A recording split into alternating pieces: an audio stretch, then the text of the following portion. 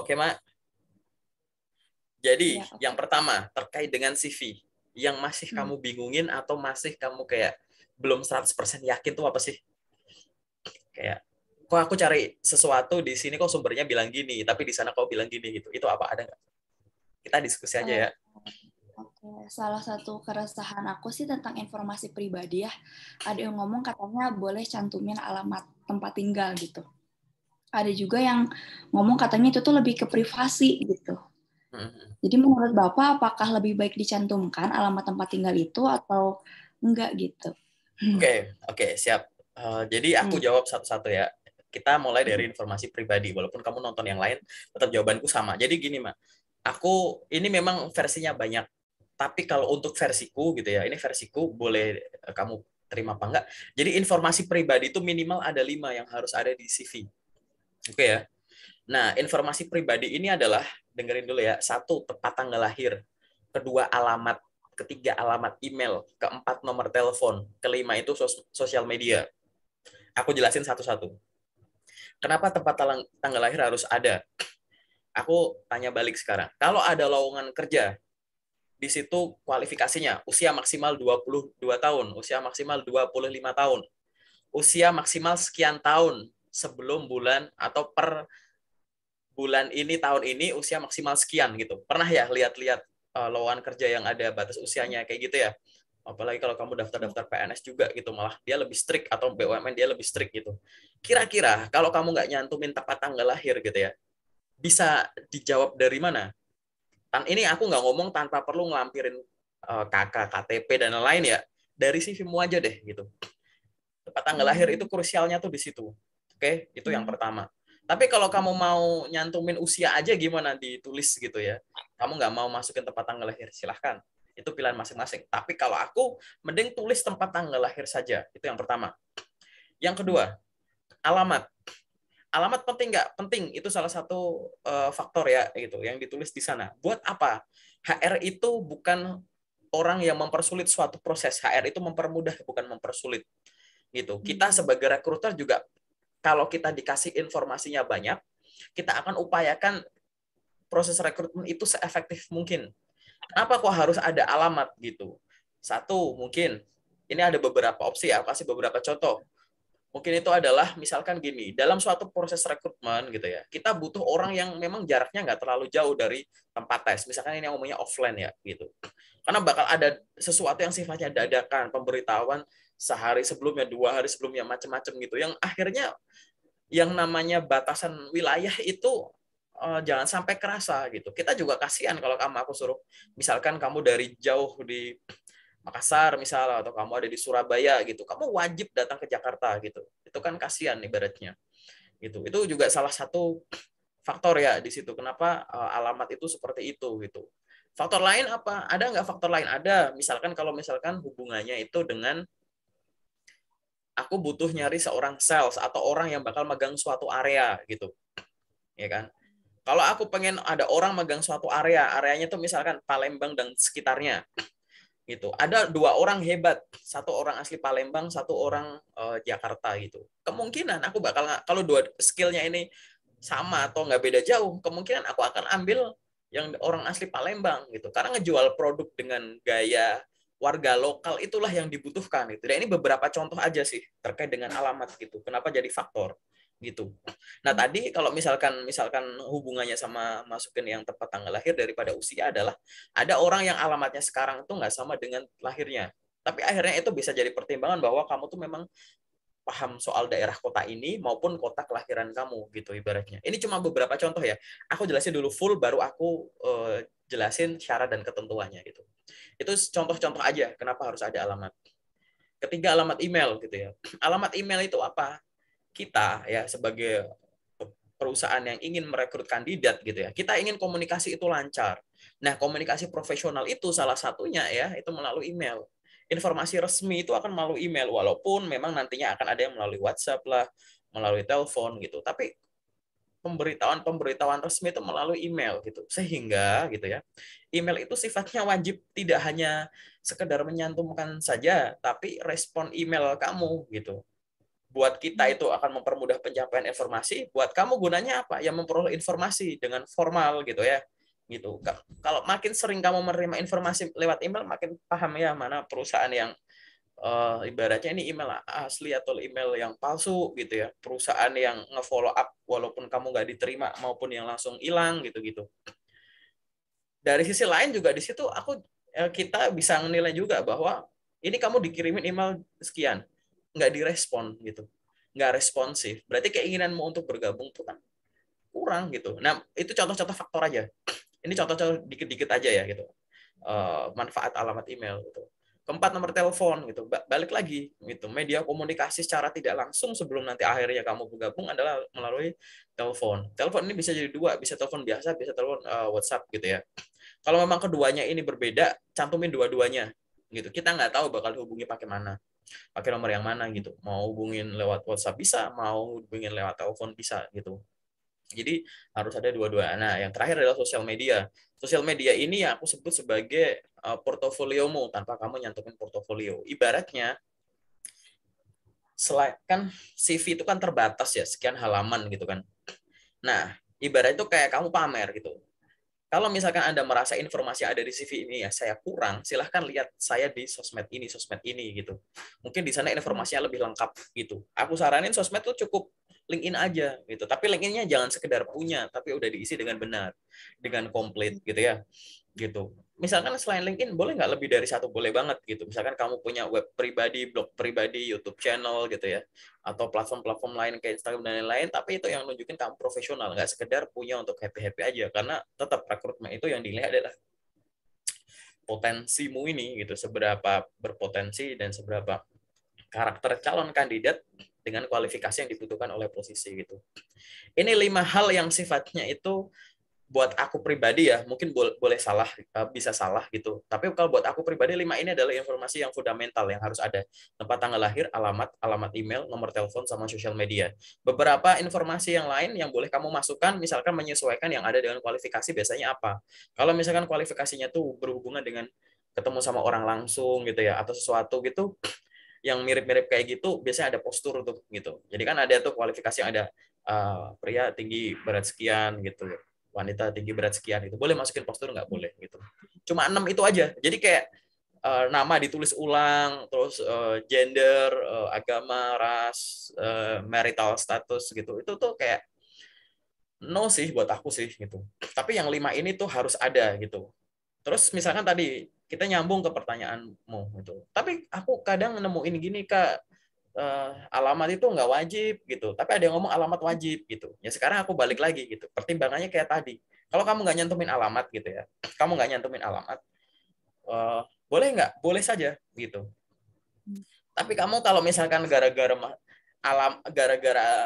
nggak nyantumin alamat, terus rekruternya mungkin ngerasa bahwa kualifikasimu bagus nih, aku tarik undang ke sini, nggak bisa gitu. Kesimpulannya di situ karena jaraknya jauh. Ya sejak awal kan aku nggak tahu akhirnya. Kalau memang kamu jauh sejak awal kan nggak usah aku proses gitu loh. Gitu. Itu sudut pandang simpel dari aku ya gitu. Dari yang kedua adalah di situ memang alamat itu apa ya namanya? Kamu itu boleh menuliskan tapi nggak usah detail juga boleh gitu. Kan ada yang nulis alamat tuh detail tuh kayak di KTP gitu. Boleh nggak yang kalau misalkan nggak usah detail boleh gitu. Yang penting tuliskan saja gitu. Bandung, Jawa Barat, Indonesia misalkan kayak gitu boleh nggak boleh gitu. Termasuk tadi tempat tanggal lahir. Kak, aku cari referensi tempat tanggal lahir itu nggak termasuk gitu. Memang benar gitu. Kalau kita merujuk ke aturan CV secara global gitu ya gitu. Bahkan foto profil itu nggak wajib gitu. Foto profil itu bukan termasuk pertimbangan kamu itu bakal bakal kita rekrut atau enggak. Bahkan maaf nih, disability atau enggak, normal atau disability, cacat atau enggak, itu bukan merupakan suatu alasan. Begitupun gender, begitupun usia gitu. Cuman sekarang kita realitas aja di Indonesia gitu, di mana kualifikasinya kamu tahu sendiri gitu. Gitu. Aku nggak mau bilang ini wajib apa enggak, tapi coba dipikirin kalau ada loker tulisannya usia maksimal sekian tahun, gimana cara jawabmu tanpa perlu ngampirin KTP, KK dan lain-lain. Gitu. Nah, kebanyakan hal seperti semacam ini itu jadi salah karena aku nggak tahu sejak kapan gitu ya. Ada orang punya ide bikin LinkedIn dan upload CV-nya ke LinkedIn. gitu. CV diupload ke LinkedIn apa adanya. Waktu itu awal mulanya itu ya, tempat tanggal lahir, alamat, ada semua di situ. Sehingga nggak tahu gimana juga jalur tengahnya adalah ada yang bilang kalau mau upload CV ke LinkedIn boleh gitu ya. Mungkin kamu bisa ngelihat influencer lain atau key opinion leader yang lain bahwa pada bilang kalau ngupload CV ke LinkedIn boleh-boleh aja, tapi disensor bagian alamat, bagian nomor telepon gitu ya, biar nggak disalahgunain gitu. Aku pribadi bilang bahwa itu tuh usulannya benar tapi nggak tepat 100%. Karena kalau orang mau menyalahgunakan satu informasi di CV itu bisa disalahgunain semua gitu. Jadi yang benar adalah CV itu kamu keep aja. Itu tuh rahasia kamu, itu tuh senjata kamu gitu. Nah, mana yang boleh orang lain tahu, silahkan kamu kopas, dilengkapi profil-profil yang ada di akun LinkedIn-mu gitu. Dan aku lihat sekilas tadi bahwa akun LinkedIn-mu udah bagus banget. Nanti aku tinggal ajarin gimana cara pakainya aja gitu. Tapi buat teman-teman yang lain kebanyakan sekedar punya akun itu malas gitu ngisi ngisi ya di Kopas ke sini sini sini sini tiba-tiba akun kosongan upload CV ke LinkedIn gitu, itu salah gitu. Jangan pernah mengikuti itu adalah cara yang salah. Itu sebenarnya awal mula perdebatan waktu itu ya, yang aku ikutin bahwa harus ada nggak sih di CV soal itu usia gitu. Kalau ada yang bilang nggak harus ya silahkan kalau kamu percaya itu gitu. Daripada udah diundang ternyata usaha kamu nggak masuk gitu, hanya karena apa ya kamu nggak masukin itu gitu. Kan ibaratnya kalau sejak awal, benar nggak, kalau sejak awal nggak cocok buruan kasih tahu gitu, kan lebih mudahin kamu, kita yang itu juga lebih gampang gitu ya. Itu sih gitu. Tapi boleh silahkan dicek sendiri, ini jawaban versiku berdasarkan pengalamanku sharing beberapa orang. Dan memang kalau aku pribadi, aku suruh nyeleksi gitu ya, aku bakal ngelihat ke arah sana gitu, karena itu informasi-informasi yang sifatnya mandatori buat aku sih. Tempat tanggal lahir, alamat email, nomor telepon, sosmed. Pilihannya tadi ada postur gitu. Kalau yang lain gitu ya, itu tergantung seninya ya, pengalaman kerja dan lain-lain itu. Gitu sih terkait dengan informasi pribadi. Ada yang masih kamu bingungin lagi nggak gitu? Yang masih Kalau misalkan nggak yakin apa tuh? referensi itu wajib nggak ya, Pak? Oke, jadi kayak gini. Referensi itu bukan bagian yang paling vital yang ada di CV gitu ya. Tapi dengan adanya referensi dalam CV, artinya tuh kamu yakin, kamu meyakinkan kita bahwa setiap informasi yang kamu tulis itu benar, dan ada orang gitu ya yang gitu, ada orang yang ngejamin kamu lah gitu loh, bahwa yang kamu, orang ini tuh tahu kamu banget dan dia bisa menjamin bahwa kamu itu memang sesuai dengan apa yang dituliskan gitu. Sebagai seorang yang punya pengalaman kerja sama fresh graduate nih, aku bahas satu-satu ya. Sebagai orang yang punya experience gitu ya, referensi itu butuh banget gitu. Kenapa? Kan gini, orang keluar masuk suatu kantor kan harapannya gini, dia kan diterima dengan baik-baik gitu kan. Nah, otomatis kan dia kalau mau pindah atau keluar harus baik-baik juga dong, meninggalkan kesan baik, prestasi baik, pencapaian baik gitu kan. Nah, dengan adanya referensi ini gitu ya, mungkin itu memberikan kesempatan juga satu terkait dengan reputasi dia waktu di kantor lama tuh gimana gitu. Karena itu concern banget gitu. Kalau kamu punya reputasi buruk di perusahaan yang lain, yang sebelumnya, kalau aku rekrut gitu aja, nggak aku filter gitu, aku pakai sudut pandang user ya gitu. Takutnya nanti kamu akan melakukan dalam tanda kutip hal buruk serupa, cuma beda tempat aja, paham kan? Gitu. Karena pintar saja, jago saja tidak cukup. Oke? Orang itu harus punya yang namanya integrity, punya attitude gitu ya, punya kepribadian yang lah itu di atas segalanya, di atas skill, di atas pengetahuan gitu. Itu integrity sama attitude itu yang basicnya gitu. Nah, hal itu biasanya memang seperti itu akan ditanya gitu. Gimana sih waktu kerjaan dia di kantor sebelumnya gitu ya? Bagus apa enggak? Bener enggak dia kerja di sini selama sekian lama? Bener enggak dia ngeklaim, misal dia nulis prestasinya seperti ini, bener enggak seperti itu gitu. Takutnya dia dalam tanda kutip membual saja gitu, atau dia meninggalkan kesan yang buruk gitu ya. Itu untuk yang punya pengalaman kerja. Tapi untuk sebagai seorang fresh graduate itu gimana gitu. Nah, referensi itu memang bisa digunakan untuk apa? Bahwa kan kebanyakan fresh graduate itu bakal nulis referensi itu kayak mungkin dosen pembimbing akademik gitu ya, atau pembimbing waktu kerja praktek, internship gitu kan. Boleh nggak dimasukin? Boleh, boleh aja gitu. Gunanya buat apa? Sama gitu. Kalau sebagai seorang fresh grad sih nggak terlalu apa ya, nggak terlalu dipertimbangin banget, walaupun itu bagus ya kalau kamu bisa nulis itu ya gitu karena jarang banget sih, kecuali kamu experience itu bener-bener harus ngefilternya banget tuh. Tapi kalau fresh grade itu dicantumin itu boleh nggak boleh itu, apalagi kalau misalkan di dalamnya tuh kamu punya prestasi-prestasi gitu, biasanya dihubungi itu misal kamu pernah menulis paper internasional apa, punya publish sesuatu lomba ini itu itu biasanya dosennya atau orang yang kontak yang dicantumin di sana akan dicek gitu, dulu waktu magang di sana gimana gitu. Cuman berdasarkan sharing ya, itu mungkin pendapatku bisa salah, bahwa untuk fresh grads itu nggak terlalu dicek banget sih untuk referensi dibandingin sama yang experience. Maksudnya nggak terlalu dicek banget gini. Mungkin kamu bakal pernah nemuin suatu tes bahwa walaupun di awal kamu nggak nyantumin referensi nggak masalah. Nanti di kadang tuh kalau kamu suruh ngisi form lagi yang berasal dari perusahaan, di dalamnya tuh baru ada. Jadi gini, kadang kita kan ngirimin CV, kadang perusahaan itu ngirimin form juga kan, yang seolah-olah tuh kita harus mindahin info yang ada di CV, ya nggak sih? Gitu. Atau kadang mindahin info KK, info CV, terus ada referensi 3 nama gitu-gitu. Ya isi aja, nggak apa-apa gitu. Ya, apakah itu akan dicek juga? Iya gitu. Tapi kan itu kan bukan yang di awal banget kan gitu. Kalau buat aku sih, apakah boleh? Boleh nggak referensi nggak ditulis? Boleh. Kalau ditulis lebih bagus gitu. Karena sejak awal kamu datang dengan cara meyakinkan gitu. Ingat ya, gitu. Kamu tuh harus yakin kamu adalah pembuat CV. Nah, kalau bukan kamu yang yakin, gimana kita bisa yakin gitu ya? Gitu. Gimana kita yakin sama kamu kalau kamu sama yang ditulis aja nggak yakin gitu. Jadi datanglah dengan cara meyakinkan.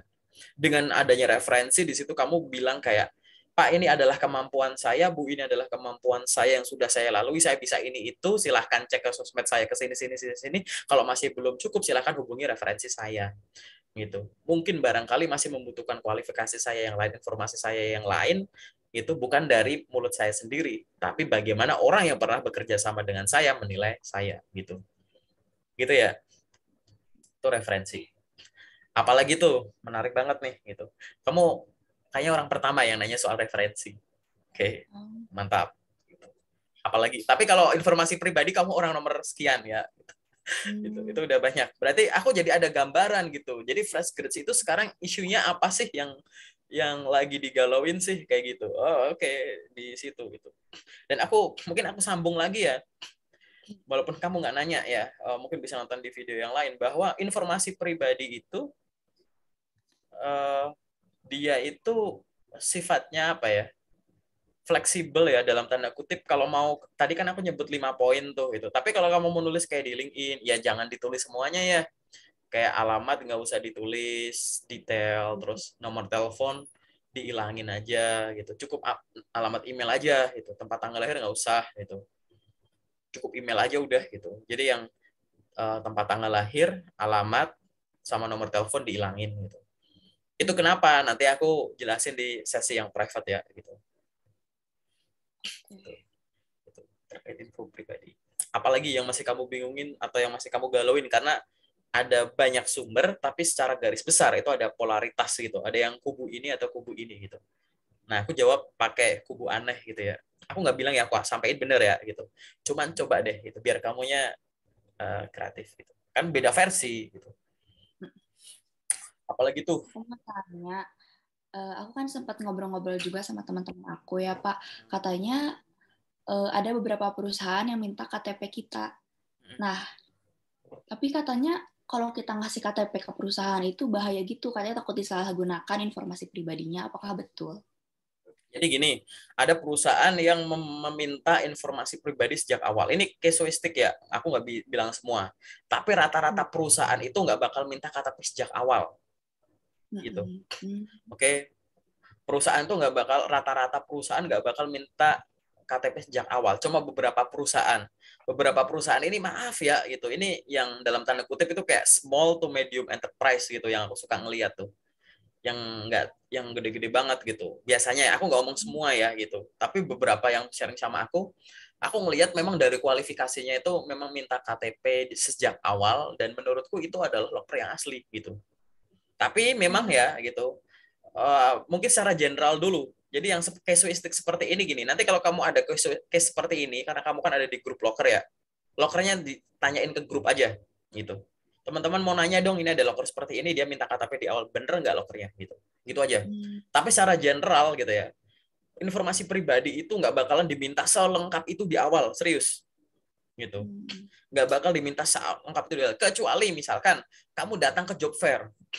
Jadi ada job fair sifatnya tuh yang offline. Misalkan ada di mall, di hall mana gitu ya, atau adain sama suatu universitas dan kamu datang dan kamu naruh CV to printed gitu ya.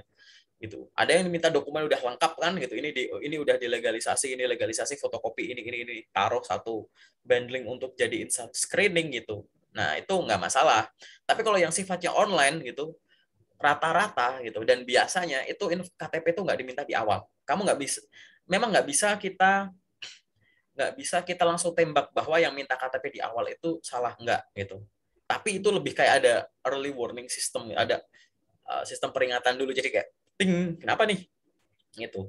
Jadi kalau ada perusahaan, ini tips ya, kalau ada perusahaan yang memberikan kualifikasi kurang detail di awal, tapi syarat dan ketentuan yang harus dilampirkan detail banget ya, cari perusahaan ini minimal di 3 tempat.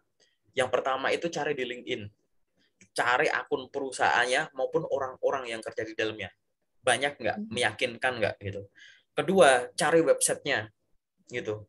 Cari website ini tuh maksudku googling ya. Jadi googling itu adalah ya cari webnya, ya cari di Google Maps gitu ya, gitu. Cari ulasannya gitu. Ada yang ulas soal perusahaan ini nggak? Nah, yang ketiga adalah cari official sosmed yang lain gitu. Kayak ada di IG ada nggak gitu. Kalau ada contoh nih kualifikasinya banyak, bang, apa yang harus dilampirin banyak banget.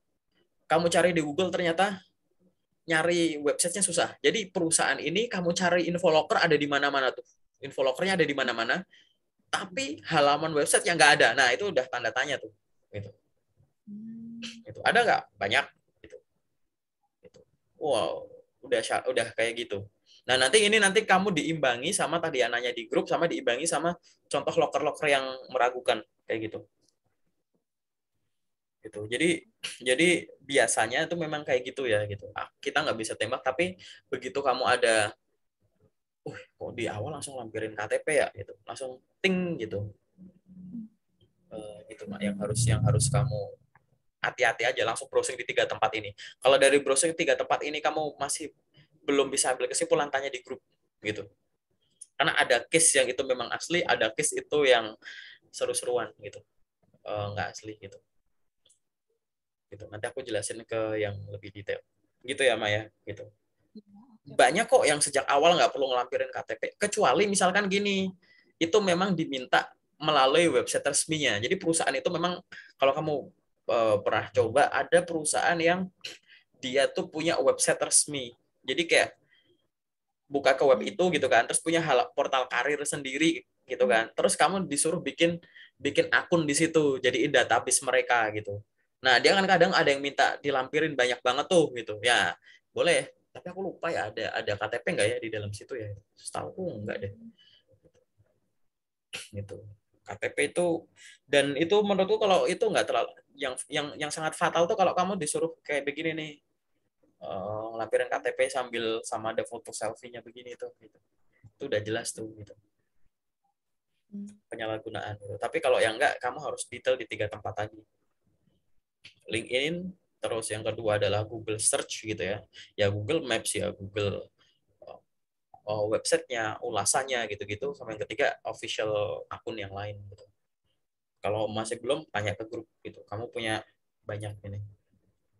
Kan lucu kalau ada suatu perusahaan nyari lokernya gampang, tapi nyari info soal perusahaan itu susah.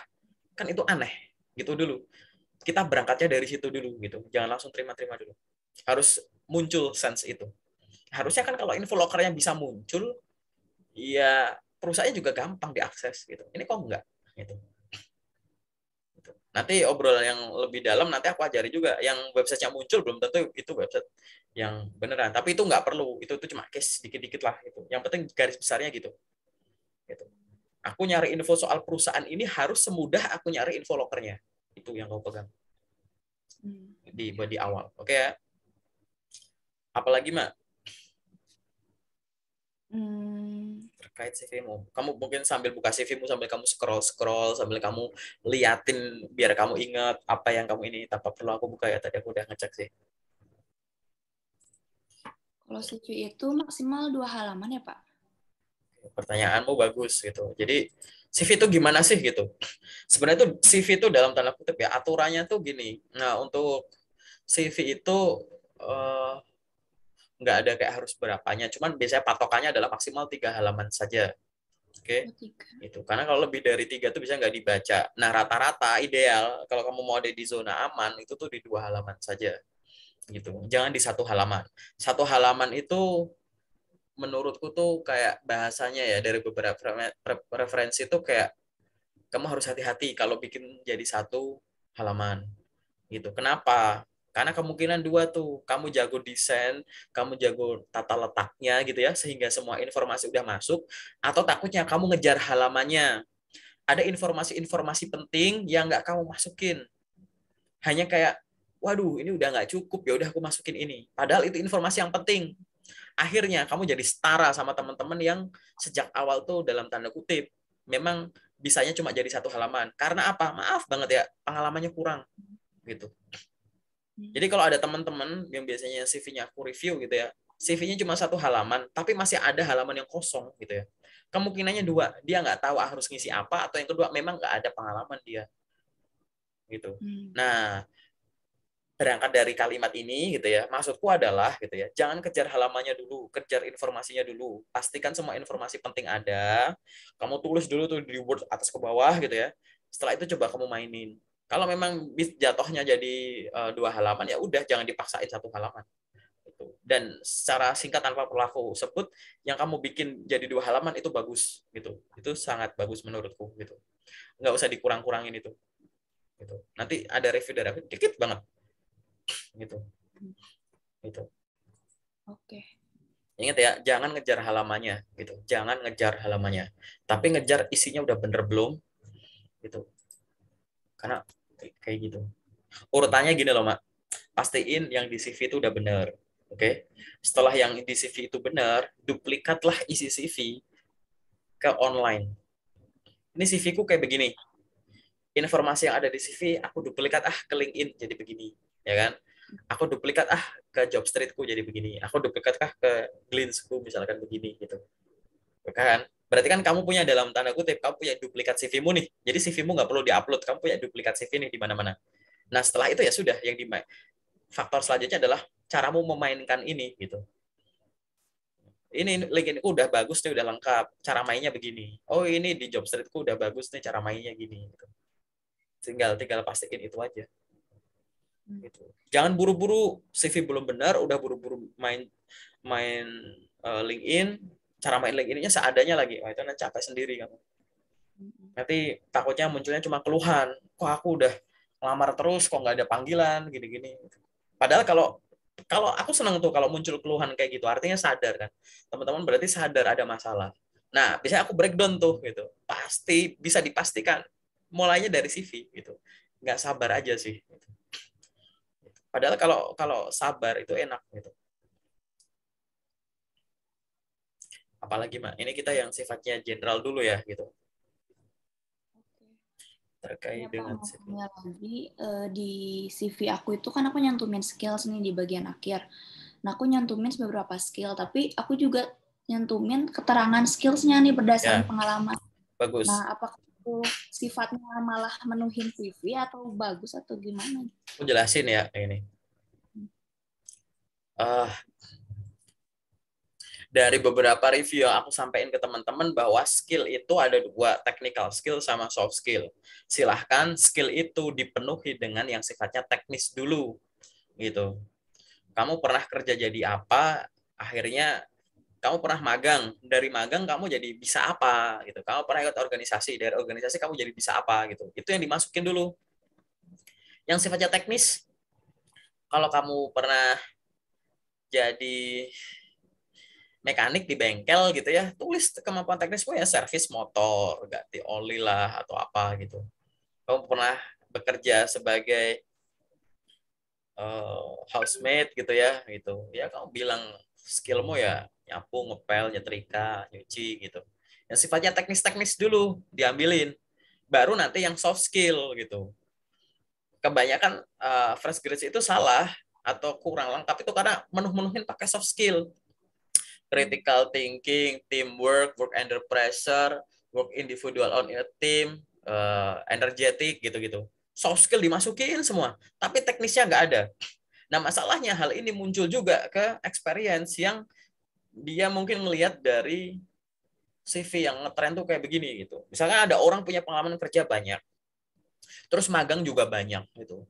Begitu aku lihat bagian skill tulisannya Microsoft Office, Word, PowerPoint, Canva gitu. Kan aneh gitu. Lah kamu dari kerjaanmu di sini punya skill apa gitu. Jadi skill itu tolong diekstrak ya, diekstrak dari kegiatan-kegiatanmu yang kamu lalui gitu. Dengan kamu bekerja di sana, kamu akhirnya bisa apa gitu.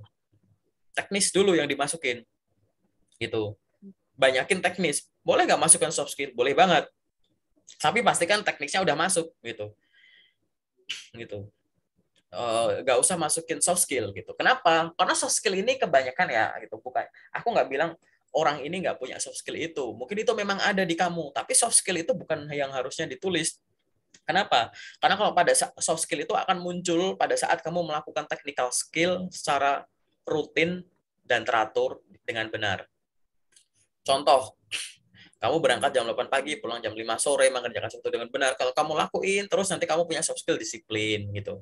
Kadang kamu ngerjain sesuatu sendiri dengan baik, kadang kamu sama tim, diskusi gini-gitu. Akhirnya punya soft skill, mampu bekerja sama individu maupun dengan tim dengan baik. Gitu-gitu. Jadi soft skill itu akan kebentuk dari pengulangan technical skill yang dilakukan dengan baik dan benar. Gitu. Jadi soft skill itu nggak usah ditulis tuh nggak apa-apa. Tapi beberapa lowongan memang kan menyebutkan tuh di lowongan ada soft skill, soft skill. Nah, kalau yang soft skill yang ada di CV itu untuk menjawab kata kunci yang ada di lamaran, boleh.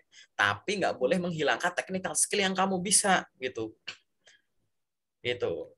Contoh, misalkan ada orang jurusan teknik elektro, pernah kerja kayak di pembangkit listrik apa gitu. Masa technical skillnya Microsoft Office sama Canva gitu. Nah, berarti kerjaan kamu ngurusin listrik-listrik macam-macam nggak berguna dong. Maaf, dalam tanda kutip nih.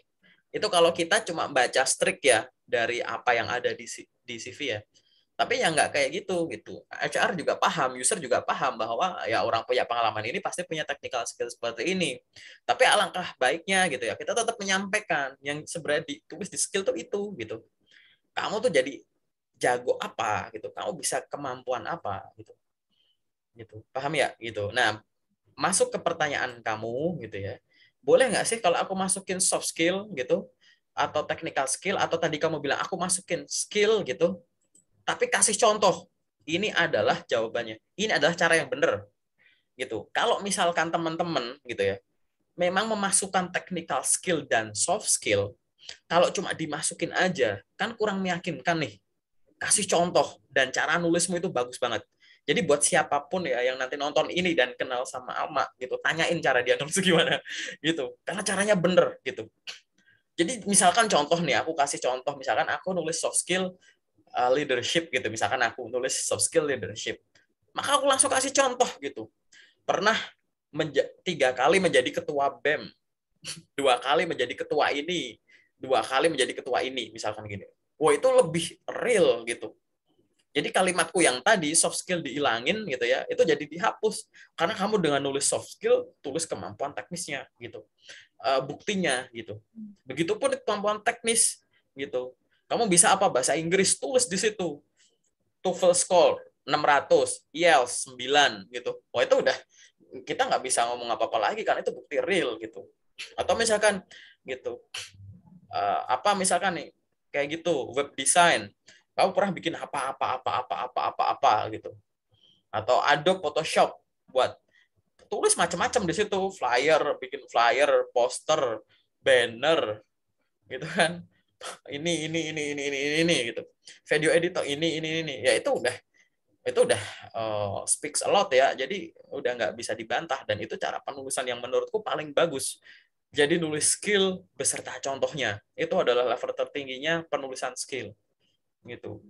Jadi nulis skill dan nulis kamu apa, nggak sekedar ngomong Microsoft Office gitu atau Microsoft Excel, kamu nulis Microsoft Excel, boleh nggak? Boleh, karena namanya juga kadang kan pakai balance and numbering gitu kan, cuma PowerPoint boleh nggak? Boleh. Tapi akan sangat kuat kalau kamu langsung tulis misalkan tadi Microsoft Excel, terus kasih keterangan gitu biasanya, if logic gitu kan, terus misalkan VLOOKUP, HLOOKUP, pivot, terus misalkan kamu di situ bisa bikin interaktif dashboard gitu-gitu. Wah, itu udah kayak gila sih gitu. Atau Microsoft Office, misal kamu jurusan akuntansi nih gitu ya, gitu. Terus ada Excel gitu kan. Tulis apa yang hubungannya sama bidangmu. Pakai Excel itu apa? Bisa apa aja. Oh, itu udah mahal sih itu sih nulis kayak begitu gitu. Dan ini tetap gitu. Kalau dengan dijabarkan seperti ini kan nggak mungkin bisa jadi cuma satu halaman, ya kan? Ya sudah, why not gitu. Malah biasanya ya CV gitu ya. Sebenarnya itu jadi satu halaman tuh.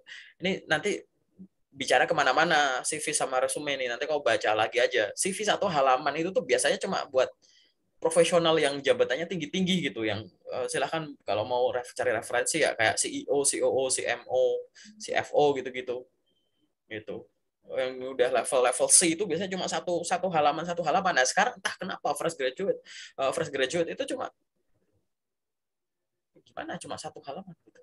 Antara kamu bingung yang tulisnya apa atau memang kamu nggak punya kemampuan. Aku positive thinking sih, mungkin bingung nulisnya gimana. Tapi silahkan introspeksi diri gitu. Tapi kalau memang akhirnya jatuhnya jadi 2 halaman, nggak masalah. Karena itu normal. 2 halaman itu normal. Satu halaman, balik lagi, ada yang bagus banget, ada yang jelek banget. Bukan karena tadi ya, kemungkinan nih anak nggak punya kemampuan, atau dia ngejar halamannya gitu. Akhirnya informasi salah prioritas, yang penting nggak dia masukin, yang kurang penting tapi kayaknya kedengarannya keren deh dimasukin gitu. Bingung sendiri nanti kalau begitu. Gitu ya, Mak. Oke. Nanti detailnya aku jelasin lagi gitu. Pokoknya ya itu buat teman-teman kamu nih, atau mungkin teman-teman kamu kuliah yang bilang penulisan skillnya udah kayak kamu, bagus menurutku. Itu udah nggak, tidak terbantahkan di situ gitu.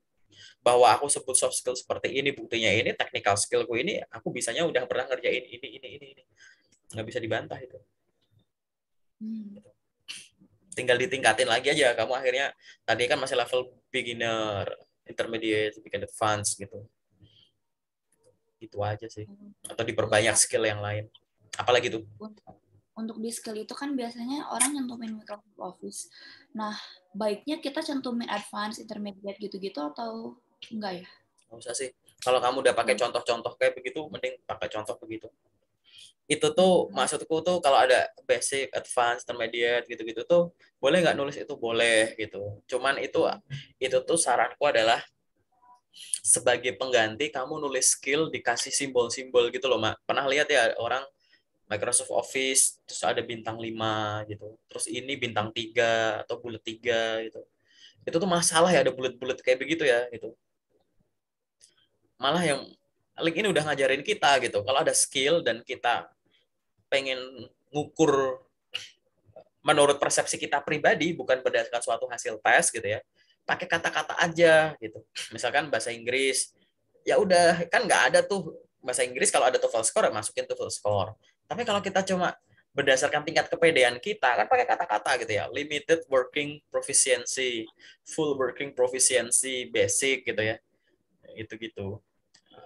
Jadi kayak atau native gitu ya, atau bilingual gitu-gitu. Jadi itu tadi pengganti simbol-simbol lucu gitu. Microsoft Office 90%. Lah gimana 90%? Ada yang waktu itu bikin Microsoft Office bintang 5 gitu. Gila ya, bintang 5 kan sempurna. Kamu setara Bill Gates dong. Sangat paham Microsoft Office berarti, aku bilang gitu. Ya gimana? Aku boleh dong mendefinisikan itu. Karena kan nggak ada patokannya. Gitu. Boleh dong itu. Tapi kan itu tadi, rekrutmen itu bukan satu proses yang strict. Penulisan CV itu ada seninya. Nggak mungkin kita juga kayak tembak gitu aja. Kita juga paham gitu. Jadi bahwa kalau kamu nulis seperti itu berarti kamu pede, kamu mengklaim punya kemampuan itu. Tinggal aja coba kita ukur gitu. Caranya gimana ukurnya? Paling gampang ya kasih soal ini itu gitu. Atau kamu nanti kita interview, kita coba ada tes mengetik, tes ngitung gitu. Sesuai nggak gitu kan? Itu aja. Ntar udah datang kita training, ada OJT lah, kelas lah gitu, apprenticeship lah gitu-gitu, macam-macam bisa buat di ngecek gitu. Gitu sih, Mak, gitu. Jadi lebih pertahanin cara nulismu aja sih gitu. Ini pasti pada penasaran nih cara nulismu gimana. Ntar mungkin ada yang nge-DM-in kamu gitu. Karena bagus, itu serius bagus, nulis kayak gitu bagus. Oke, Pak. Apalagi terkait dengan uh, CV, CV dulu aja gitu. Untuk secara general sih cukup dari aku, Pak. Oke, soal LinkedIn ada nggak general? LinkedIn apa ya? Ini aku kasih kata-kata pembuka dulu. Nanti cek semua akun YouTube. Jadi nanti aku kasih link YouTubeku. Aku lagi bikin satu list breakdown LinkedIn penjelasan dari atas sampai bawah, level basic gitu. Nanti tonton satu-satu ya. Tapi nontonnya waktu kamu free sambil buka LinkedIn-mu gitu. Itu ibarat kayak orang baru bikin akun langsung sambil ngeliatin dan dengerin aku ngomong apa, tinggal dicari-cari aja gitu. Itu adalah modal dasar biar nanti LinkedIn-nya kalau kamu maintain dengan baik beberapa setahun 2 tahun lah gitu bisa kayak mendekati akun LinkedIn-ku aja gitu. Itu aku bener-bener kasih materi caraku pribadi maintain akun LinkedIn-ku gitu. Udah buka-bukaan aku gitu di situ. Cuman aku belum sampai level paling bawah. Lama bikin videonya gitu. Gitu ya, kan aku bukan YouTuber ya gitu. Ya aku cuma iseng record aja, aku jelasin. Terbukti gak? Terbukti. Minimal untukku pribadi gitu. Gitu. Gunanya apa? Ya gampang buat job seeker gitu. Kamu udah ngeliat aku nge-share locker di grup gitu, itu gampang banget aku nyari lockernya. Pakai apa ya? Pakai LinkedIn. Yang diurus dan dibikin dengan baik. Seolah-olah tuh kayak nggak penting banget apa bedanya sih upload CV sama dipenuhin gitu. Ya mungkin jangka pendek belum kelihatan. Jangka panjang kamu heran. Sekarang kamu setengah mati nyari info lowongan kerja, besok-besok kamu bingung mau mana yang kamu apply dulu. Karena di LinkedIn tulisnya cuma locker terus gitu. Bocoran aja gitu. Itu nanti menyenangkan, serius. Judul gedenya tuh merubah LinkedIn menjadi job street gitu. Tuh. Tapi ya nggak bakal sedetail itu. Gitu. Soal LinkedIn ada nggak? Kalau nggak ada nggak apa-apa. Jangan diada-adakan ya gitu. Karena ibaratnya kalau CV-mu udah bener, CV udah bener, LinkedIn itu nggak masalah sebenarnya. Karena cuma di kopas doang. Gitu. Atau mungkin yang mau kamu tanyain soal proses rekrutmen mungkin gitu. Aku bukan recruiter ya, aku bukan HR ya, tapi aku user gitu. Jadi aku pakai sudut pandangku pribadi, beda user juga beda cara kan. Tapi maybe dari sharing teman-teman yang lain atau yang pernah aku alamin, aku bisa kasih saran. Pro dan kontra sesuatu nih gitu. Soal proses rekrutmen. Kalau interview boleh, Pak? Boleh? Waduh, interview lagi. Boleh, ayo apa? Menyenangkan nih. Menyenangkan nih. Aku tuh bingung ya kalau misalkan ada recruiter yang nanya tentang ekspektasi gaji kita berapa gitu. Waduh, ini kamu udah aku jawab di videoku, udah aku upload, nanti dikepoin ya. Oh. Gitu. Nanti di videoku tuh judulnya waktu itu adalah cara menggunakan WCG. WCG itu word cloud generator dan cara nego gaji gitu. Gitu. Nah, di situ udah aku bahas itu. Nanti aku kasih link. Bukannya kamu udah tahu YouTube ya gitu. Jadi di YouTube itu tuh gitu, tinggal kamu tak-atik yang awal-awal deh gitu. Itu. Itu aku udah bahas. Tapi aku tetap jelasin di sini, nggak mungkin nggak aku jelasin ya. Itu lebih buat pengulangan aja. Jadi kalau kamu mau tanya mau gaji berapa, yang kamu lakuin pertama adalah riset dulu, gitu. Riset dari banyak tempat. Jangan pernah asal nembak gitu. Riset dulu gitu. Risetnya tuh adalah ya pertama riset soal UMK dan UMR. Kamu paham ya UMK UMR ya? Kayak gitu. UMR itu ibaratnya tuh upah minimum provinsi ya, regional gitu kan, gitu. Jadi upah minimum masing-masing kota dan kabupaten yang ada di dalam satu provinsi itu berapa gitu kan. Itu itu UMR. Kalau UMK tuh upah minimum kota gitu atau kabupaten. Jadi misalkan gini, UMR mana ya yang gede Jawa Barat deh. UMR Jawa Barat 2 juta katakanlah gitu. Aku kasih angka bulat ya gitu. Berarti setiap kabupaten dan kota gitu ya, itu 2 juta gitu. Minimum, ya kan? Apakah UMR cukup? Ya enggak, ada UMK. Kenapa? Kan ada kota atau kabupaten yang dalam tanda kutip pendapatannya itu lebih tinggi gitu ya. Kota industri, kawasan industri gitu ya. Gitu. Masa iya sih orang yang Jawa Barat mana ya? Yang Garut lah, kabupaten Kabupaten Garut, contoh aja ya, Kabupaten Garut upah minimumnya 2 juta gitu. Emang orang Bekasi mau upah minimum 2 juta? Enggak dong, orang Bekasi aja lebih tinggi dari Jakarta gitu. Itulah kenapa ada UMR sama UMK gitu. Ada minimum standar yang harus diikuti sama semua kabupaten kota dalam satu provinsi, tapi ada yang mengikuti pendapatan masing-masingnya gitu. Gitu. Gitu. Paham ya? Gitu. Itu kamu Pak tahu itu dulu aja. Nah, setelah kamu tahu itu gitu ya, kamu cek perusahaan ini gitu. Jadi eh, kamu riset lagi perusahaanmu ini termasuk perusahaan maaf kecil gitu ya, small enterprise, medium, apa yang big gitu. Gitu. Perusahaan kecil ada staff admin, perusahaan menengah ada staff admin, perusahaan gede ada staff admin. Tapi kan biasanya gajinya beda-beda ya, walaupun cuma tipis-tipis, tapi kan beda, kan jadi rentang tuh gitu. Nah, kira bayangin aja dulu gitu. Perusahaanmu ini kira-kira ada di tahap level mana gitu. Gitu. Jadi kan kamu udah ada tuh tadi UMK UMR kamu udah paham, terus nanti ada rentang perusahaanmu ini sebenarnya perusahaan-perusahaan apa gitu ya. Terus riset lagi gitu. Ada yang namanya standar gaji gitu yang diterbitin sama banyak, kan kamu ada di grup kemarin waktu itu udah pernah share kali ya, atau Pak sama Pak yang lain ya yang share ya. Standar gaji sebagai basic perhitungan gitu. Itu sebenarnya itu standar ideal perusahaan sih, itu perusahaan sehat sih, itu yang berlaku global sih. Tapi nggak apa-apa, itu anggap aja jadi batas atasmu gitu. Batas bawahmu ya terserah mau UMK apa UMR itu tadi, paham kan? Jadi nanti kalau kamu nego keluar dari sini di atas sini kan lebih nggak logis ya nggak sih? Gitu. Orang kebanyakan di sini kok kamu minta di sini gitu. Kamu minta di gugur di awal gitu. Enggak, maksudku kayak gitu. Atau misalkan ada gaji di sini. Kok kamu minta di sini? Baik hati sekali kamu gitu. Kita senang kalau banyak orang kayak gitu.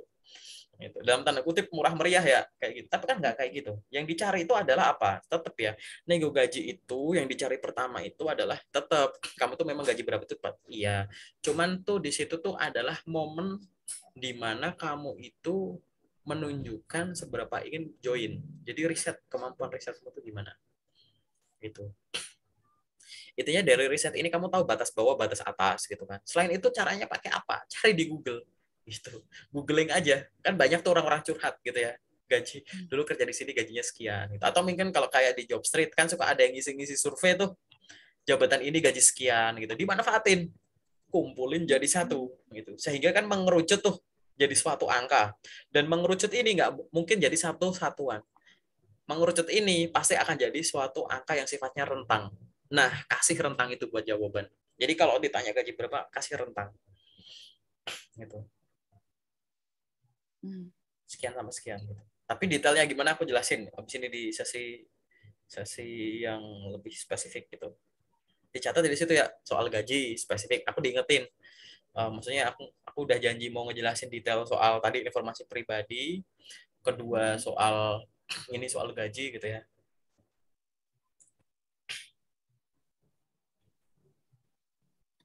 Udah gitu. Apalagi? Yang lain apa? Itu as simple as that loh. Atau nanya orang, sumber informasimu banyak, tinggal kumpulin jadi satu. Caranya gitu, yang biar kamu tahu batas-batasnya dulu ya, batas atas, batas bawahnya. Terus apalagi, sorry ya, aku sambil buka HP ya. Karena ini kan kita bukan lagi bikin konten gitu, jadi sambil ini.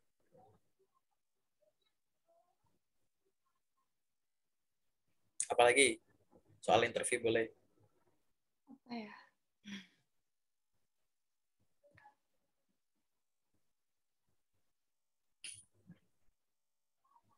Yang kamu masih bingung soal interview, boleh nggak? Boleh banget gitu.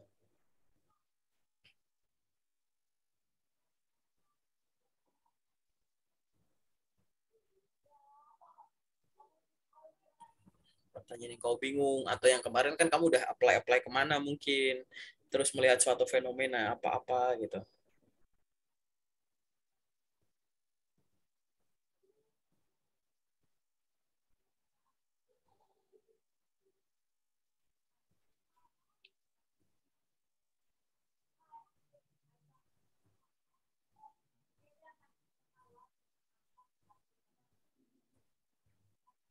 Kalau belum ada, kita ke detail aja. Tapi kalau ada ya aku tungguin. Santai, aku sabar kok, santai. Waktumu masih lama. Oh iya Pak, kalau misalkan nih ada perusahaan yang approach kita duluan gitu. Jadi kita nggak melamar gitu, tapi mereka approach kita duluan lewat chat LinkedIn, itu gimana ya? Jadi gini, perusahaan approach itu tanda positif bahwa mereka itu satu dalam tanda kutip itu terpapar sama kehebatan kamu gitu ya. Yang tertulis entah di mana gitu, paham ya? Itu terpapar oleh kehebatan kamu yang entah tertulis ada di mana. Yang harus kamu lakukan itu dua. Yang pertama itu pastikan gitu. Ini orang nggak ngasal gitu. Ada orang yang approach itu eh, jadi gini, approach-nya kayak gini. Berdasarkan lamaran yang ibu kirim melalui ini, gitu. Padahal kamu nggak ngelamar gitu. Gitu. Approach yang kayak begitu tuh, makanya kita harus selalu ingat ya, kalau kita ngelamar sesuatu jangan asal klik, jangan asal send ya. Kita bikin database tuh gitu. Nah, hari ini aku lamar PT ini posisi ini, PT ini posisi ini, posisi ini, posisi ini. Terus gitu. Gitu. Jadi kalau ada yang approach ke kita gitu ya, validasi dulu kita ngelamar ke mereka enggak gitu. Oke? Kedua, kalau kita nggak ngelamar ke mereka gitu ya, tanya dulu atau mungkin mereka udah nyebutin belum. Mereka tahu kita dari mana ya gitu.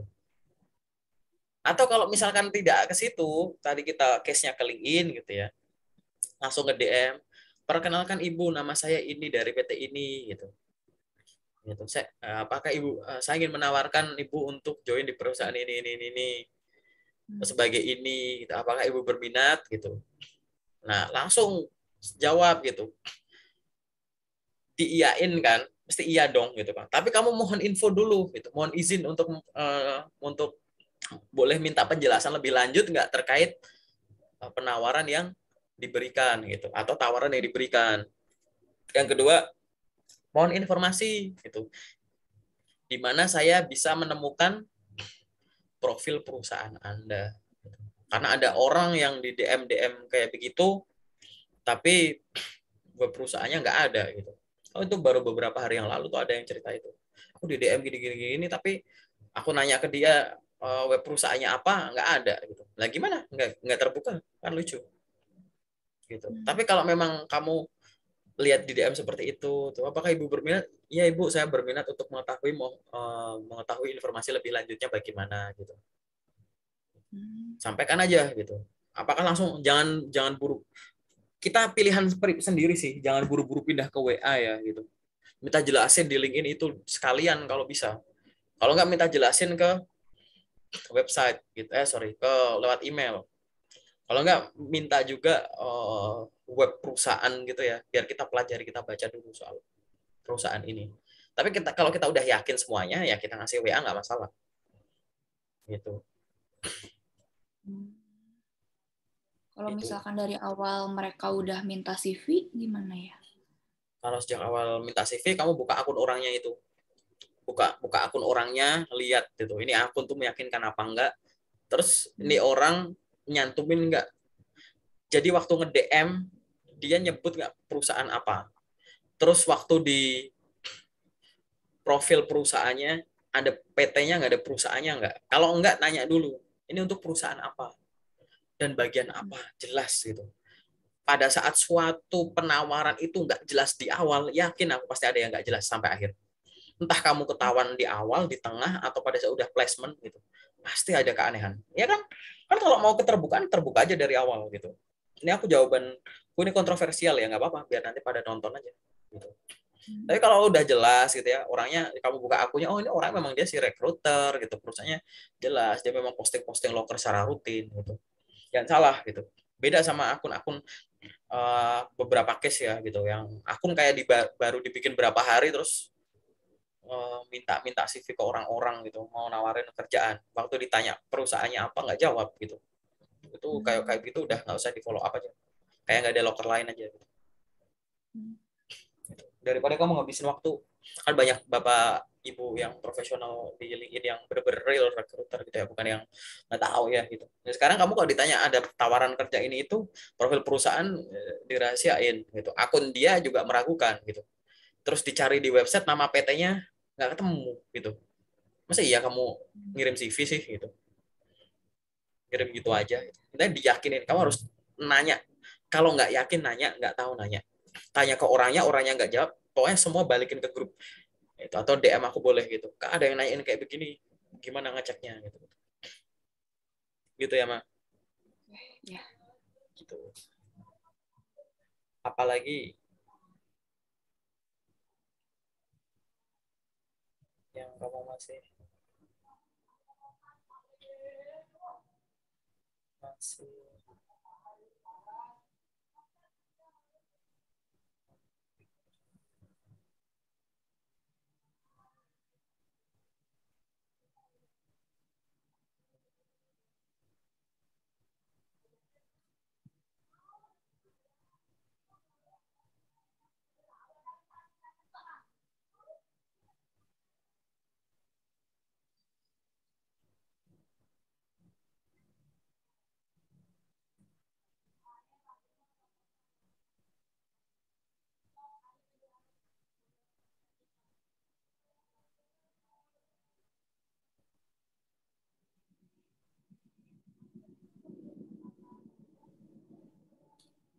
ada lagi kah yang general? Kalau nggak aku ke yang detail. Boleh deh satu lagi, Pak. Boleh. Mengenai achievement nih, Pak. Mm-mm. Boleh nggak sih cantumin IPK gitu? Loh, IPK tuh Eh, mending, kalau IPK kamu bagus memang harus ditulis aja di CV. Nah, aku tuh bingung kalau IPK itu kalau misalkan bagus nulisnya di education atau di achievement gitu, Eh, atau dua-duanya. education aja. Oh, jadi achievement nggak usah gitu ya? Achievementnya misalnya kamu nulis cum laude gitu. Atau Oh, best graduation. Best graduates gitu. oh, oke, oke, oke. IPK jadi satu sama education. Itu prestasi. Ingat ya, prestasi itu nggak harus yang viral, fenomenal, dapat duit, diekspos media, nggak gitu. Itu takaranmu pribadi gitu. Kalau memang ada suatu kompetisi kamu menangkan, ada suatu penghargaan yang kamu peroleh, itu jelas achievement. Tapi ada hal-hal lain yang butuh penilaianmu pribadi bahwa itu tuh memang achievementmu. Gitu. Gimana cara lulus achievement? Udah pernah aku bahas di video yang lain, tonton lagi aja gitu. Achievement itu tulis dengan 3 bentuk gitu ya. Ke angka bersatuan itu. Gitu. Mampu menjual 100 ekor kambing, 100 ekor gitu ibaratnya. Itu kan achievement. Gitu. Angka bersatuan, kedua angka bernilai. Bernilai itu berupiah gitu. Mampu menjual 100 unit mobil senilai 300 miliar gitu. Ada 300 miliar itu kan angka bernilai gitu ya. Gitu. Dikonversi-konversi gitu jadi angka. Angka bersatuan, angka bernilai atau rasio rate gitu. Rate itu pertumbuhan, growth gitu ya. Gitu. Mampu meningkatkan penjualan dari sekian sampai sekian. Mampu membuka cabang baru rata-rata sekian cabang per ini gitu. Atau macam-macam achievement tuh macam-macam kok bentuknya, nggak harus yang lewat angka. Ini aku tadi contoh sebagai seorang yang experience ya gitu. Kalau fresh graduates itu nanti beda lagi achievementnya. Pernah ikut ini Oke. itu pernah ada pencapaian ini itu. Oh, oke, kan aku pernah magang ya, Pak. Nah, apakah boleh dicantumkan kayak membuat 10 event dalam 3 bulan gitu bisa nggak ya? Boleh, itu kan achievement juga Boleh ya? di tempat magangmu ya. Magangmu dimasukin ke pengalaman kerja. Nah, kegiatan di dalamnya pasti ada achievementmu. Tulis di achievement. Nggak Hmm. masalah.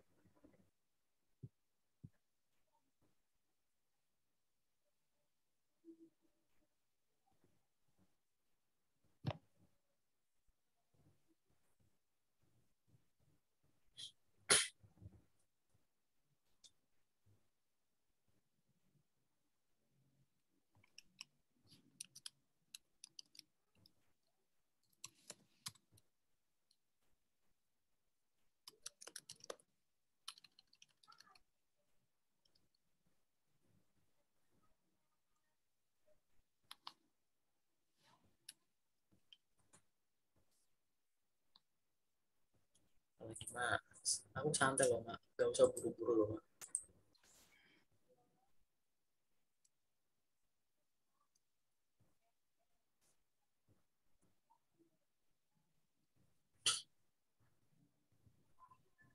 Oh iya Pak, kalau achievement-nya saat project kampus juga boleh ya? Kayak misalkan mendapatkan sekian juta saat B2B project di kampus gitu. Oh, boleh lah, boleh banget.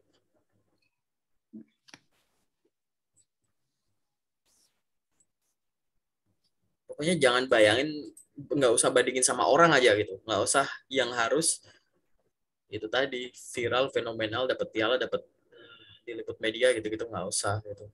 Kalau memang ada ya bagus gitu, tapi kalau di luar itu ya ukur aja dirimu. Akhirnya tuh tadinya nggak bisa kayak gitu, jadi ada event itu jadi bisa itu misalnya. Oh ya Pak, kan CV aku tuh udah full 2 halaman ya. Hmm. Tapi belum dimasukin achievement. Kalau misalkan aku masukin achievement, otomatis dari 3 halaman. Kalau 3 halaman juga aman aja ya, atau gimana? Atau kebanyakan ya? Aman aja, tapi kalau pakai case kamu gitu, ntar aku kasih saran biar tetap 2 halaman aja, ada yang dikurangin aja, ntar aku kasih Oke. penjelasan.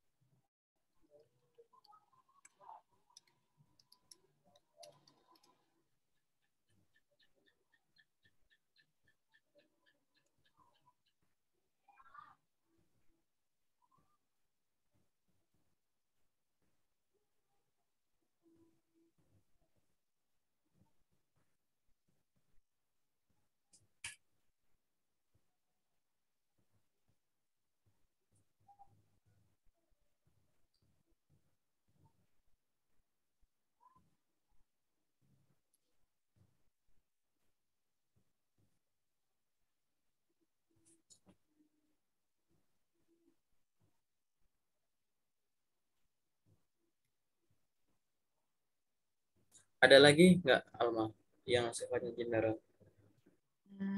Cukup sih Pak.